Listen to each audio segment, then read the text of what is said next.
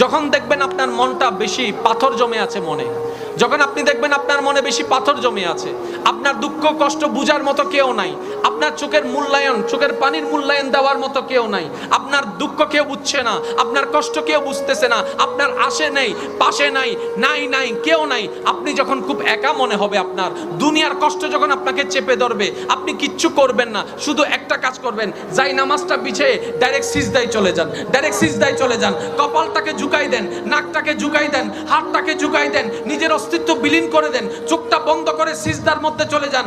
আল্লাহর ওয়াস্তে করে বলছি, কিচ্ছু পড়া লাগবে না, শুধু সিজদার মধ্যে পড়তে থাকেন, সিজদায় পড়ে থাকেন, কান্না করতে থাকেন। ওনাকে বুঝান যিনি আপনি না বললেও সবকিছু বুঝে, ওই রবকে জানান যিনি আপনি না জানালেও সবকিছু জানে। দুনিয়ার মানুষ তো আজকে বললে কালকে চুপ উল্টাই ফেলে, ব্ল্যাকমেইল করতে শুরু করে। রব তো সবকিছু জানার পরেও দোষ গোপন করে রেখেছে। ওই রবের দরবারে সবকিছু বলতে থাকেন, 1টা মিনিট, 2টা মিনিট, 3টা মিনিট, দেখবেন আপনার সমস্যা তখন সমাধান না হলো অন্তরে এমন একটা শান্তি লাগবে যেটা আপনার পৃথিবীর কোথাও খুঁজে পাবেন না। সুবহানাল্লাহ।